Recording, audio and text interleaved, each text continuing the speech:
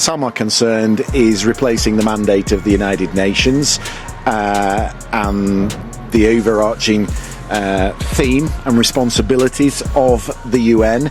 I suppose charitably you could say that the president is a man of action. He is driving things forward on a whole range of issues. Jack Smith just walked into Congress and delivered what sources are calling the most devastating testimony against a sitting president in American history, and Trump's response might prove he knows exactly how dangerous this evidence could be for his political survival. We're not talking about allegations or suspicions or partisan accusations. We're talking about a federal prosecutor testifying under oath that he has proof beyond a reasonable doubt that Donald Trump committed federal crimes. That's the legal standard for criminal conviction. That's the threshold that sends people to prison. And Smith allegedly told Congress he met that standard for Trump, not that he suspects Trump broke the law, that he can prove it. And there's reportedly an active impeachment resolution already filed in Congress that addresses the exact conduct Smith just documented.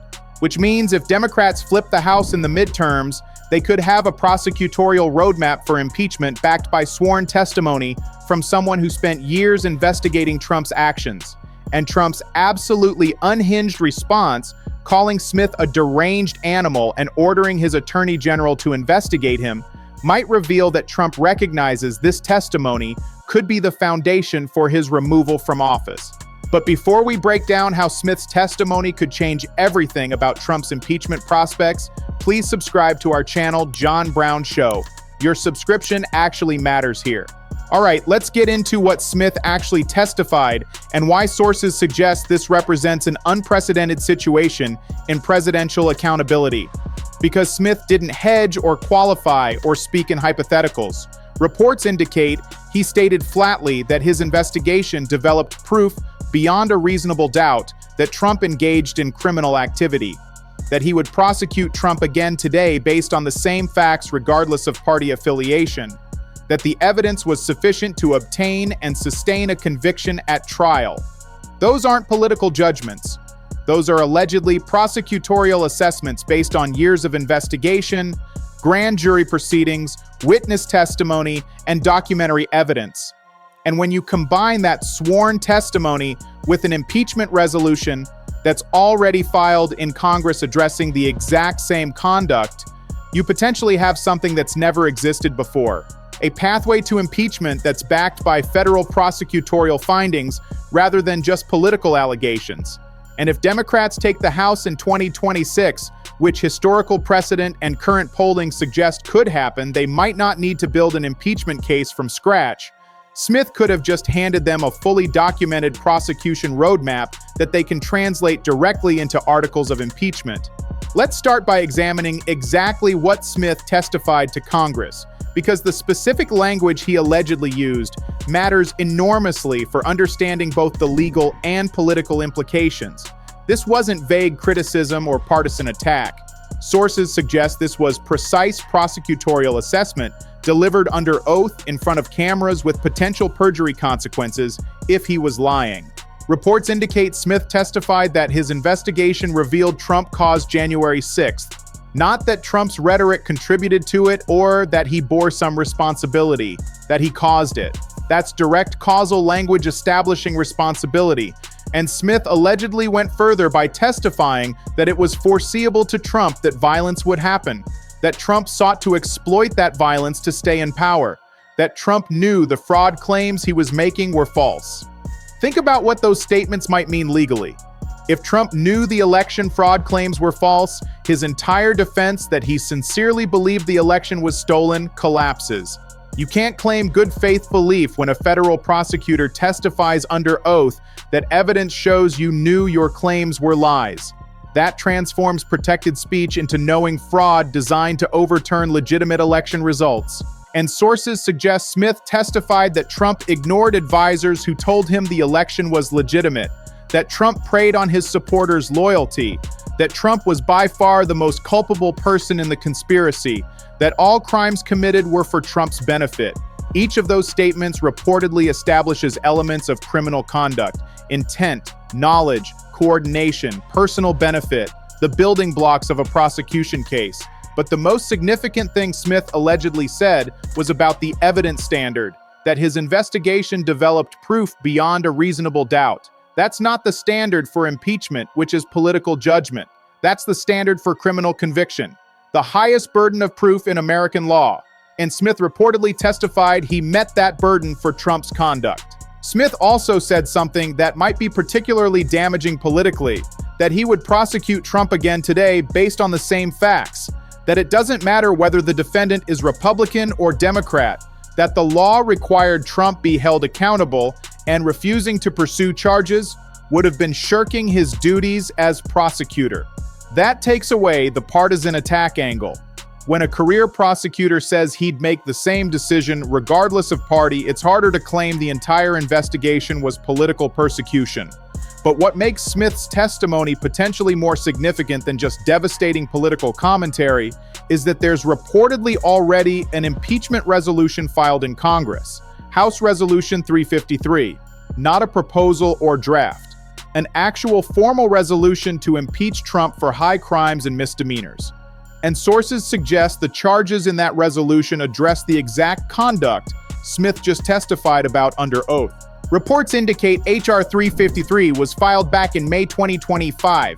It's been sitting in Congress for months, and it allegedly includes allegations related to January 6th and abuse of presidential power. The same topic Smith's investigation focused on, the same conduct Smith just told Congress he has proof beyond a reasonable doubt that Trump committed. Think about what that means practically. Democrats don't need to draft new impeachment articles if they take the House. They don't need to debate appropriate charges or legal theories. They already have a resolution filed that addresses conduct a federal prosecutor just verified under oath. All they potentially need is the votes to bring it to the floor. And the political timing could be significant. The resolution has been there long enough that it's not reactive to Smith's testimony. It existed before Smith testified, which means Democrats can argue they identified impeachable conduct independently, and Smith's investigation simply confirmed their assessment. That's stronger politically than appearing to impeach based solely on Smith's findings. But sources suggest there's another element that makes this situation unprecedented. Previous impeachments have been political processes where Congress makes judgments about whether conduct rises to impeachable offenses, but they haven't typically had federal prosecutors testifying that the conduct meets criminal standards with proof beyond reasonable doubt. This time, Democrats could potentially point to prosecutorial findings backing their political judgment. That's never happened before in presidential impeachment. Now, the question becomes whether that prosecutorial backing makes impeachment more likely or more credible.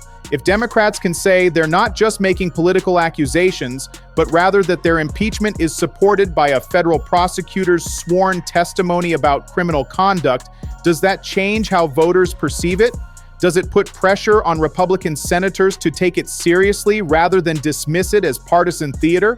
But all of this depends on Democrats taking the House in 2026, because Republicans currently control the chamber and aren't going to vote to impeach Trump regardless of what evidence exists. So the entire impeachment scenario hinges on whether Democrats can flip enough seats to gain majority control. And sources suggest the political math might actually favor that happening.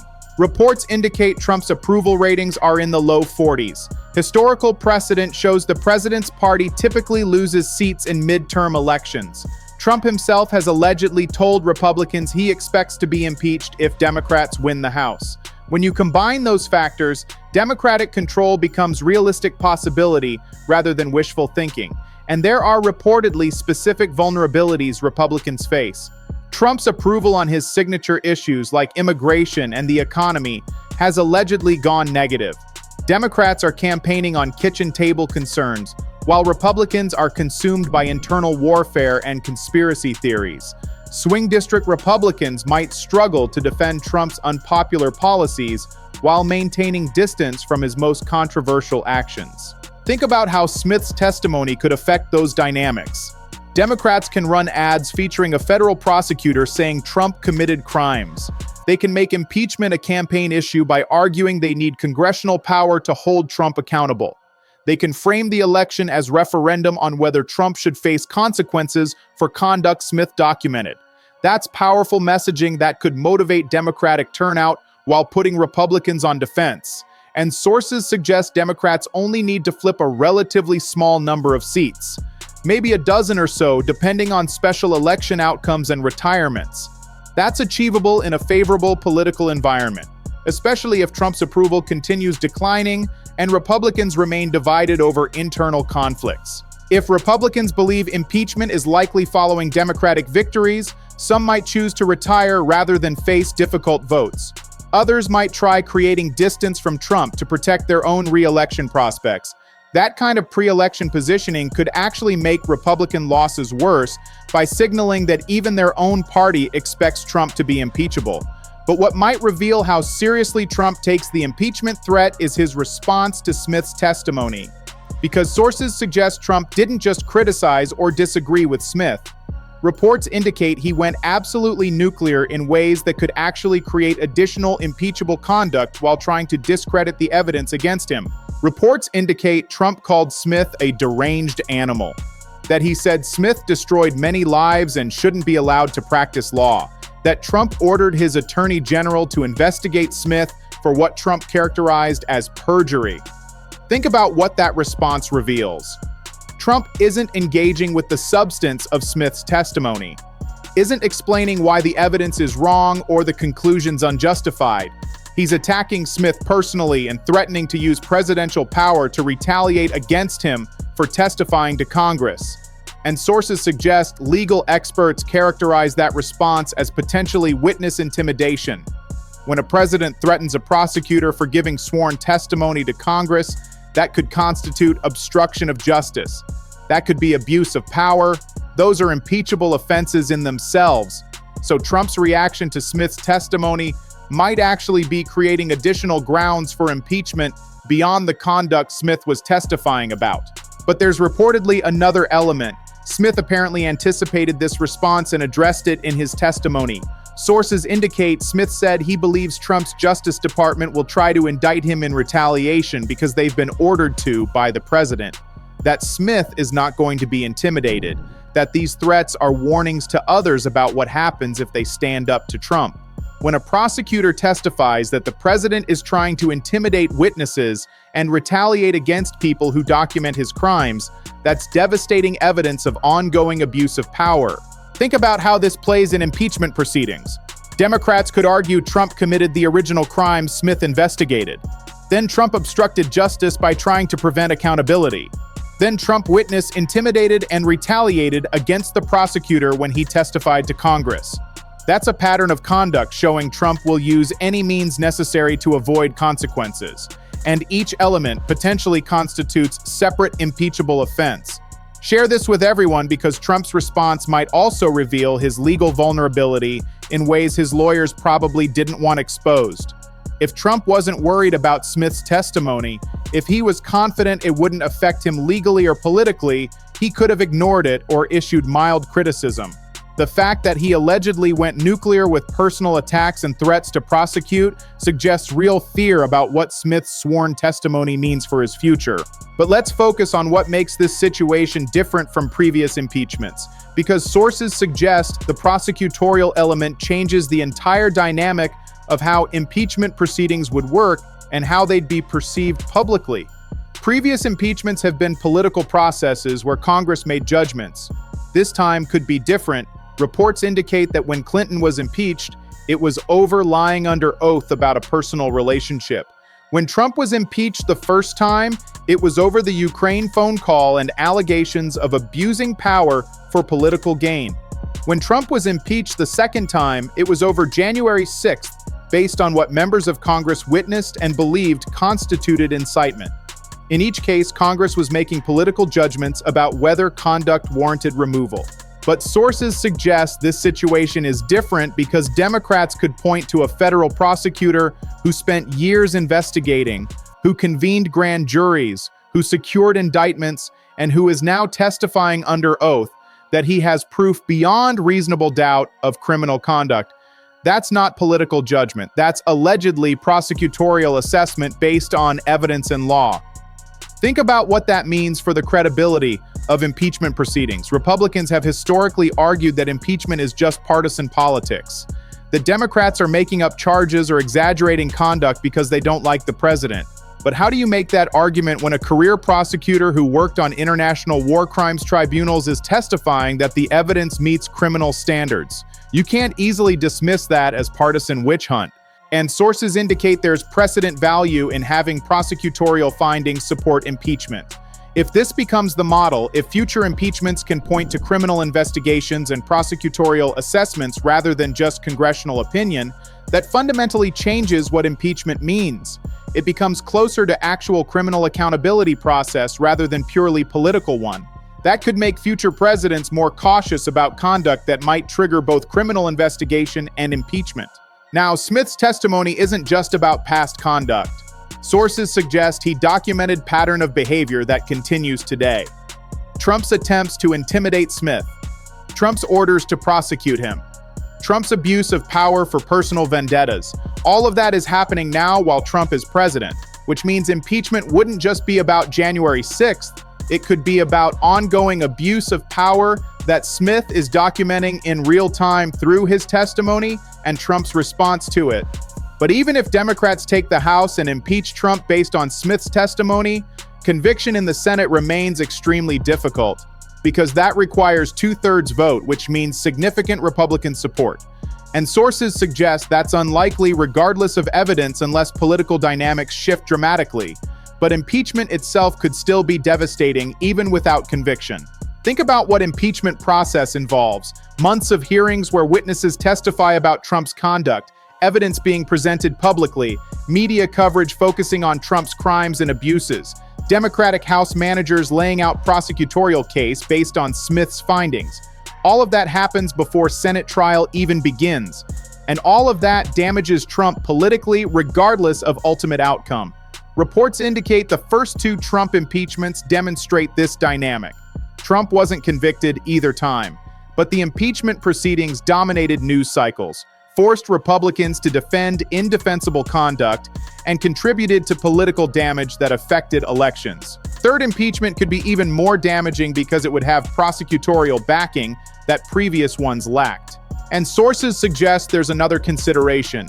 If Trump's approval continues declining, if his policies keep failing, if Republicans face electoral disasters in 2026 midterms, some Republican senators might calculate that removing Trump and elevating Vance serves their political interests better than defending Trump through 2028. That's unlikely, but not impossible if political conditions deteriorate enough.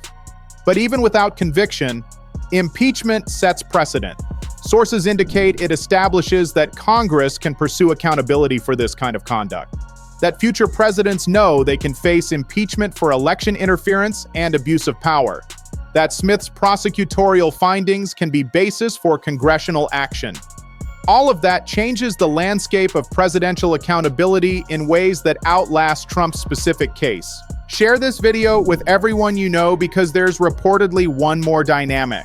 Trump has told Republicans that losing the House means he gets impeached. That's Trump admitting the vulnerability, acknowledging that evidence exists, and Democrats will pursue it if they gain power. When the president himself confirms that impeachment is a realistic threat following Democratic victories, that frames the entire midterm election as referendum on whether Trump should be held accountable, and that framing could mobilize voters on both sides in ways that affect outcomes. So what does all of this mean for the trajectory of Trump's presidency and Republican political prospects?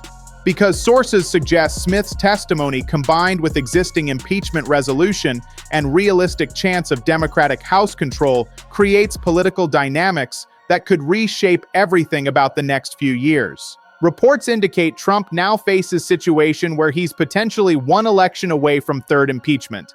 That's unprecedented. No president has faced 3 separate impeachment proceedings, and this time would be backed by federal prosecutors' sworn testimony about criminal conduct with proof beyond reasonable doubt. That's different from previous impeachments in ways that could make it more credible and more damaging.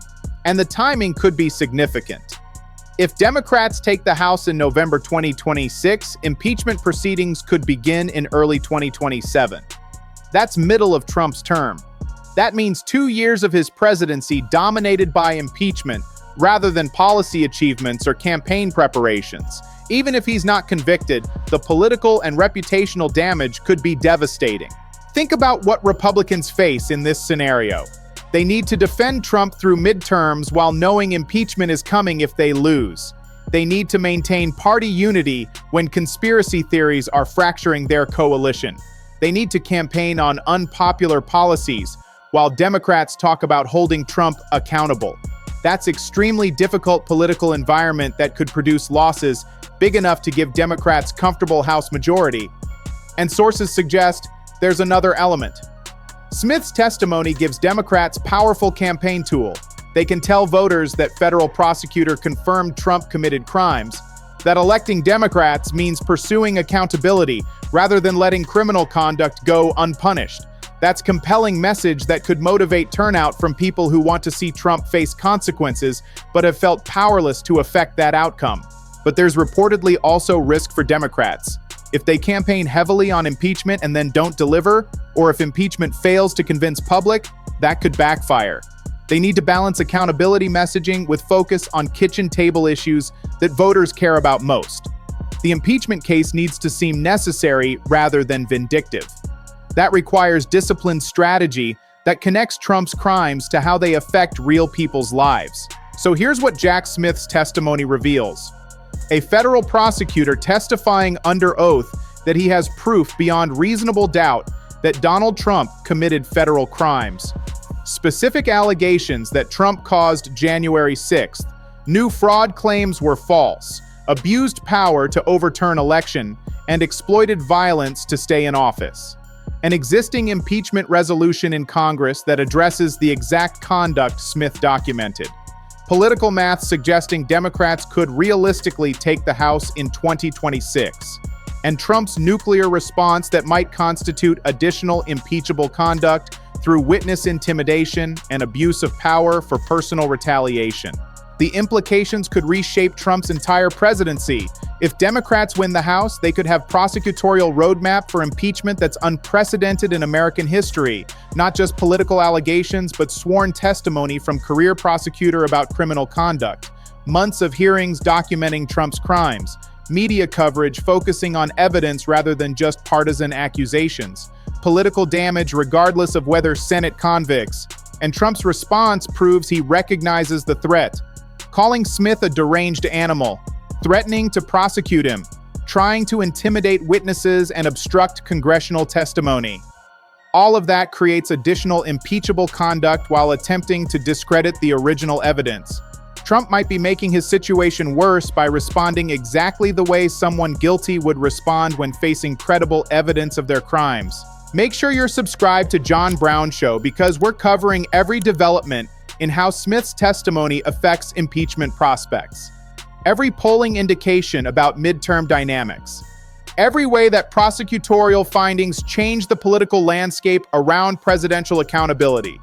This could be the moment when Trump's criminal conduct catches up with him, not through courts that he's managed to delay, but through Congress if Democrats gain power to act on evidence Smith documented. Stay tuned.